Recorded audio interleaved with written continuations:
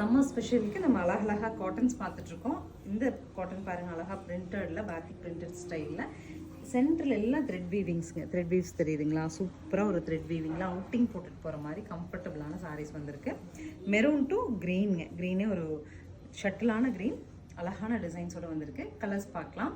Next colour பாருங்கள், navy to light blue. பல்லு and blouse. சாரியோட லுக் இப்படி வரும். மரூன் பல்லு அண்ட் ப்ளவுஸ் வந்து ரெட் இல்லைங்க. நெக்ஸ்ட் பாருங்கள், ப்ளூ டு ராமா க்ரீன்.